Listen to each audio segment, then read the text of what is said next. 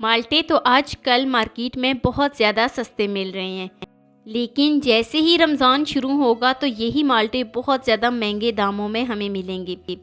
तो क्यों ना हम रोज़ेदारों के लिए एक स्पेशल किस्म का शरबत बनाएं, जिसको आप बनाकर तकरीबन 2 से 3 महीने के लिए महफूज भी कर सकते हैं। तो आज मैं आपके साथ ऑरेंज जूस की रेसिपी शेयर करूंगी और आपको एक ऐसा तरीक़ेकार बताऊंगी जिससे आप इसको महफूज कर सकते हैं 2 से 3 महीने तक। तो ये 2 से 3 महीने तक तो आराम से चल जाएगा। तो बिना टाइम वेस्ट किए वीडियो शुरू करते हैं। लेकिन वीडियो शुरू करने से पहले यहाँ पर आपसे एक छोटी सी रिक्वेस्ट है कि चैनल पे न्यू है तो प्लीज़ चैनल को जल्दी से सब्सक्राइब कर दें। बिस्मिल्लाहिर्रहमानिर्रहीम। तो यहाँ पर मैंने माल्टे लिए हैं, ये तकरीबन मेरे पास 1 दर्जन ही थे। तो यहाँ पर मैंने मोटे मोटे इस तरीके से बहुत ही साफ़ सुथरे से माल्टे ले लिए हैं। तो अब हम इसकी कटिंग कर लेते हैं। दरमियान से हमने इसको कट नहीं करना, बल्कि ऐसे हमने उल्टा करके तो फिर इसको दरमियान से इसकी कटिंग करनी है। इससे क्या होगा कि जब हम इसका जूस निकालेंगे तो सारा जूस प्रॉपर तरीके से जो है ना निकल जाएगा। तो सारे जितने भी मेरे पास माल्टे हैं मैं बिल्कुल इसी तरीके से इनकी कटिंग करती हूँ और कटिंग करने के बाद चलते हैं जी नेक्स्ट स्टेप की तरफ।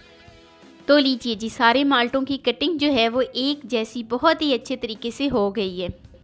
तो एक ऐसा स्टेप मैं आपके साथ शेयर करूंगी जिसको आप फॉलो करोगे तो आपकी पहली दफ़ा में ही इतना परफेक्ट ये जूस तैयार होगा। तो चलिए जी, इनको साइड पे रखते हैं और चलते हैं जी नेक्स्ट स्टेप की तरफ।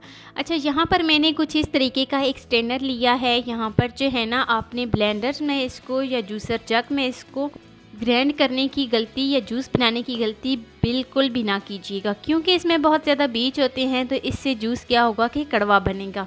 तो इसलिए मैंने एक स्ट्रेनर लिया है। इसको जो है ना एक इसका पीस उठाऊंगी और इस तरीके से रखूंगी और हल्का सा प्रेस करूंगी। तो देखें जी, सारे का सारा जूस जो है वो आसानी से निकल आया है और जो हमारे पास छिलका बचा है और बीज वो कुछ इस तरीके से हम इनको साइड पे कर देंगे। तो सारे मैं बिल्कुल इसी तरीके से जो है ना इसी स्ट्रेनर की मदद से मैं इसका रस जो है वो निकाल लेती हूँ। तो लीजिए जी, 1 दर्जन मेरे पास माल्टे थे, मैंने सारा रस जो है वो निकाल लिया है। आप देखें कोई भी इसमें बीज वगैरह नहीं आया।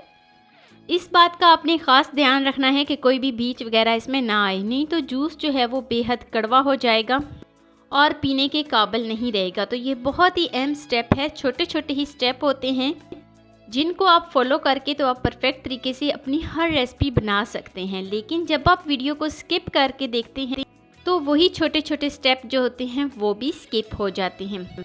तो चलिए जी नेक्स्ट स्टेप की तरफ चलते हैं। एक कढ़ाई में तकरीबन मैंने 1 पाव से थोड़ी सी ज़्यादा जो है ना चीनी ली है।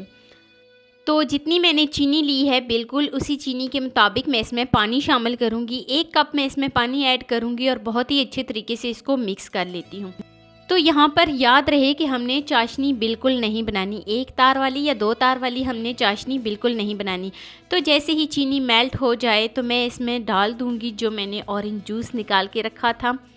तो सारा जूस ऐड करने के बाद मैं 1 से 2 अदद इसमें लीमू का रस जो है वो डालूँगी।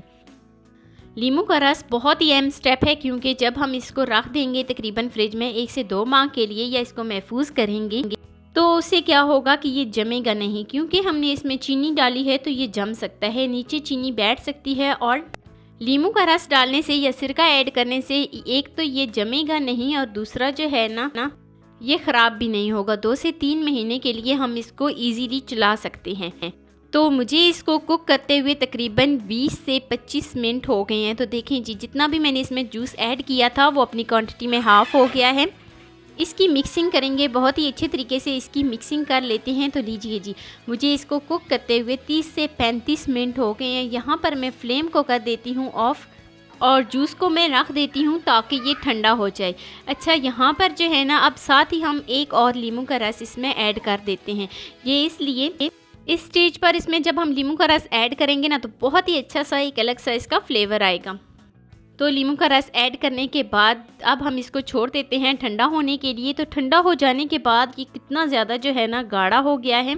एक दफ़ा मैं आपको चेक करा देती हूँ, ये बेहद गाढ़ा और लजीज हमारा शरबत जो है वो बनकर तैयार हो गया है। आप इसको प्लास्टिक की बोतल या किसी भी बर्तन में भर कर रख सकते हैं जिसमें नमी वगैरह ना जाए। तो लीजिए जी, अभी मेरे पास बोतल नहीं थी तो यहाँ पर मैंने इसको एक जो शीशे का जग होता है उसमें डाल दिया है। तो डालने के बाद अब मैं इसको चेक करा देती हूँ। थोड़ा सा पानी डालेंगे, साथ में तकरीबन 2 से 3 चम्मच हम ये ऑरेंज जूस डालेंगे और मज़ेदार सा हमारा जूस जो है वो रेडी हो जाएगा। आप इसको रमज़ान के लिए महफूज करके रख सकते हैं। बहुत ही आसान तरीका है अपने काम को आसान बनाने का और रोज़ेदारों से मीठी मीठी दुआएं लेने का।